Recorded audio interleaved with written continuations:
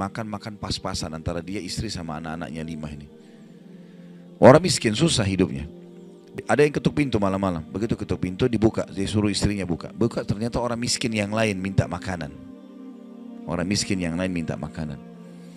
Maka istrinya lihat ke suaminya, apa perintahnya nih? Suaminya bilang kasih aja. Semuanya dikasih, karena kalau dibagi 2 gak cukup. Orang miskin tuh bawa anaknya banyak, gak cukup makanan. Lalu kemudian istrinya sama suaminya, suami istri orang beriman kepada Allah, tahu. Ya sudah, sabar. Tapi subhanallah beberapa saat kemudian, kalau kita beberapa jam kemudian lah, menjelang malam hari, lebih gelap ya, sudah mulai masuk pertengahan malam, jam 12 malam, mereka kelaparan semua.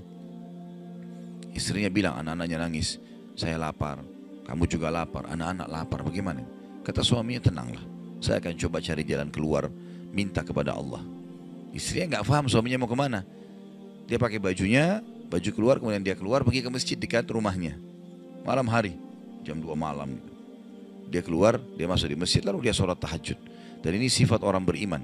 Berkeluh kesah sama Allah itu jangan cuma hal yang besar, dari hal yang kecil. Manja sama Allah itu baik. Ngeluh terus, minta terus sama Allah. Allah suka hambanya yang tamak dengan rahmat Allah. Tamak dengan rahmat Allah. Sudah sehat, minta ditambah kesehatan. Sudah kaya, minta ditambah kekayaan. Selalu minta tamak dengan rahmat Allah.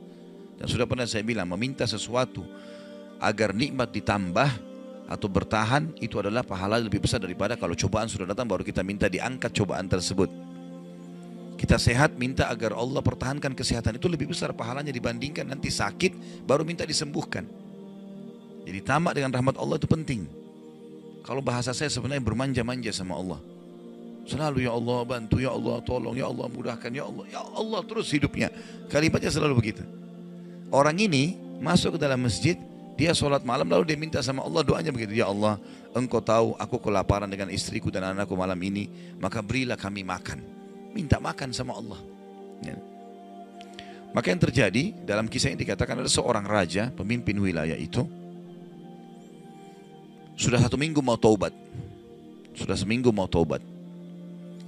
Dia tidak tahu harus kemana. Pada malam itu di mana orang soleh yang miskin ini sedang ibadah minta tolong kepada Allah dikasih makan, raja ini gelisah, dia keluar lalu dia bawa 1 kantong uang emasnya, dia bawa juga sekantong makanan yang terbaik yang dia punya di istananya. Kemudian dia bilang, ya Allah sebagai bentuk taubatku kepadamu, saya akan berikan ini kepada hambamu yang engkau tunjuk ya. Lalu kemudian sebagai bentuk juga, saya tidak memilih kecuali engkau yang memilih Allah, saya tidak akan pegang tali kekangan kuda ini, saya biarkan dia jalan kemana. Akhirnya orang raja ini naik di atas kudanya, dia bawa itu kemudian jalan kudanya mampir di masjid yang ada orang soleh itu. Dia bilang, saya tidak tahu kenapa kuda ini mampir di masjid. Lalu saya turun, saya temukan dalam masjid, waktu zaman dulu gak ada lampu, gak ada penerangan, cuma dia dengar suara gelap di masjid. Dia masuk, temukan ada orang ini lagi berkeluh kesah sama Allah, minta, ya Allah saya sama istri saya kelaparan sama anak-anak, berilah kami makan gitu kan. Maka dia bilang, raja ini pun setelah orang itu berdoa sholat lalu dipanggil, dia bilang, saya seorang raja di sini, saya raja di sini, saya sadar bertobat kepada Allah dan saya dengar doamu tadi kau minta makanan, maka ini saya kasih, ini harta saya yang saya niat sedekahkan dengan makanan, ambillah. Dan kalau kau punya masalah lagi, datang ke istana saya kapan saja. Kira-kira saya mau tanya Bapak Ibu sekalian, kita jujur menjawab, kalau seandainya kita di posisi orang ini, kita sudah dapat solusi. Kalau kita sekarang mungkin ada orang kasih kartu nama, nih ya butuh apa saja telepon saya. Misal presiden, tidak usah presiden terlalu tinggi lah. Misal seseorang kita temui orang kaya, ada masalah apa saya telepon ke saya akan bantu. Saya yakin umumnya orang meninggalkan Allah pada saat itu. Sudah selesai, dia pikir orang ini sudah bantu, sudah selesai. Tiap hari telepon orang itu, telepon dikasih bantuan. Perhatikan orang soleh ini apa yang dia bilang. Waktu raja itu bilang, kalau ada keperluan apapun datang ke istana saya. Dia bilang, saya demi Allah tidak akan datang kepada anda kalau saya punya masalah. Tapi saya akan datang kepada Allah, Tuhan saya dan Tuhan anda yang telah mengutus anda datang kepada saya malam ini membawa makanan. Justru kalau ada sudah solusi dari Allah, makin dekat sama Allah. Jangan sudah dikasih lupa ini. Ini poin penting bagaimana kita jaga berkeluh kesah kepada Allah. Jadi jangan berpikir Bapak Ibu sekalian, masa sih saya bisa sembuh hanya karena saya sujud? Masa sih saya bisa mendapatkan keturunan hanya karena saya sujud? Ini kesalahan ini. Justru harus kita fahami kalau itu bisa. Dan Allah punya cara. Setiap jawaban Allah kalau datang itu sesuai dengan sistem atau sunnatullah yang telah Allah ciptakan di alam kita ini. Misal saya berkeluh kesah, ya Allah sendal saya putus, gantikanlah. Sahabat begitu ya. Para sahabat Nabi itu kalau sendalnya putus, ya Allah sendal saya putus, gantikanlah. Allah nggak lemparin sendal dari langit. Nggak mungkin. Tapi apa yang terjadi? Allah gerakkan sesuai dengan sistem yang ada. Allah buat ada orang lain melihat kita kesian dikasih sendal, atau dia dapat duit dia bisa beli sendal. Jawabannya Allah begitu. Dalam bentuk sinyal datangnya. Jadi harus peka menangkap itu. Kemudian selanjutnya, tentu juga yang ini tadi contoh kisah orang yang berkeluh kesah kalau berhubungan dengan cobaan dari Allah ya. Dia tidak keluh kesah kecuali kepada Allah. Sekarang kita masuk ke contoh kalau cobaan dari manusia.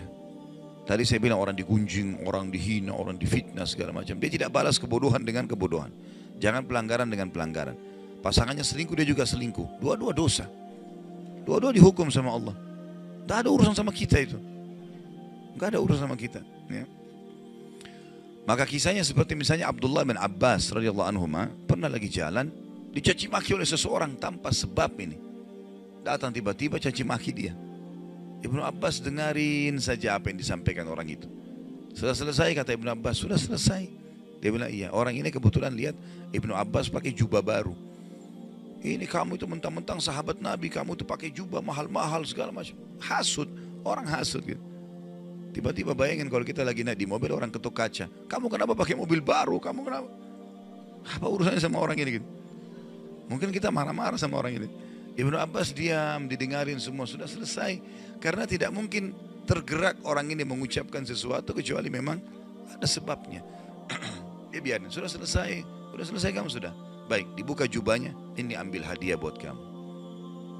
Sampai orang itu malu. Sudah caci maki dikasih hadiah lagi. Dan yang dia sorotin ini adalah jubahnya Ibnu Abbas. Sampai akhirnya menjadi muridnya Ibnu Abbas. Nah, bisa nggak kira-kira kalau orang ketuk kaca mobil, kenapa pakai mobil baru? Ambil deh mobilnya.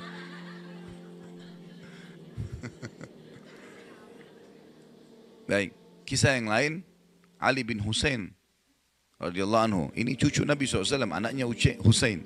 Ya, radhiyallahu anhu ajma'in. Terkenal dengan Zainal Abidin, masyhur dengan kesalihannya.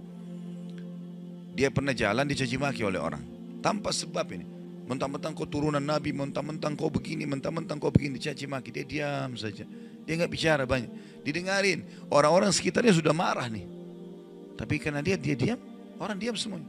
Sampai udah selesai dia bilang, wahai saudaraku, kalau seandainya kamu tahu lebih banyak tentang aku, mungkin kau akan lebih banyak cerita tentang keburukan. Saya ini banyak dengan keburukan, gitu kan? Kemudian dia bilang sama orang di sekitarnya, ada pegang uang, ada bawa duit, kasih orang ini 1000 dirham dan tunjukkan alamat kita. Siapa tahu dia punya hajat. Orang itu jadi tambah malu gitu. Ya.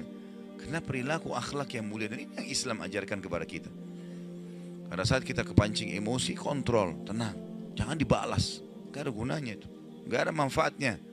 Hanya akan merusak kejiwaan kita. Kata-kata jadi kasar, hidup kita jadi tidak tenang. Ya. Tapi kalau kita gunakan teori syar'i ini, kita akan tenang, tetap bisa makan, tetap bisa tidur, tetap bisa segala-galanya. Baik, kita berdoa kepada Allah SWT, semoga majelis kita diberkahi olehnya dan dijadikan sebagai tambahan amal kita pada hari kiamat. Dan semoga saja seluruh amal yang pernah kita kerjakan, yang akan kita kerjakan sampai ajal menjelang datang diterima dengan kemahamurahannya. Dan semoga semua dosa yang pernah kita kerjakan sekecil sampai sebesar apapun diganti dengan kemahamurahan Sang Pencipta menjadi pahala. Dan kita mendoakan Indonesia untuk selalu makmur, damai, tentram, dan seluruh muslimin bersatu di bawah bendera tauhid la ilaha illallah Muhammad Rasulullah, kembali dalam segala ibadah mereka kepada Al-Quran dan Sunnah. Dan semoga Allah juga memberikan pemimpin-pemimpin yang muslim yang adil kembali kepada Al-Quran dan Sunnah. Dan juga semoga Indonesia menjadi contoh bagi negara-negara yang lain. Dan kita selalu mendoakan saudara kita di Palestina, di Syria, di Yaman, di Irak, di Myanmar, di Ahsa, dimanapun mereka berada yang sudah tertindas. Semoga Allah ikhlaskan niat mereka, terima para syuhada mereka, mulakan Islam di tangan mereka dan tangan kita semua. Dan semoga Allah partisipasikan kita bersama mereka di pahala, baik dengan doa, dengan harta, dan juga dengan jiwa kita. Dan semoga Allah dengan kemahamurahannya menyatukan kita semua di surga firdausnya tanpa hisab, sebagaimana yang satukan kita di majelis ilmu yang mulia ini. Allahu alam, ini mungkin yang kita sampaikan, mudah-mudahan bermanfaat. Subhanakallahumma bihamdika asyhadu an la ilaha illa anta astaghfiruka wa atubu ilaik. Wassalamualaikum warahmatullahi wabarakatuh.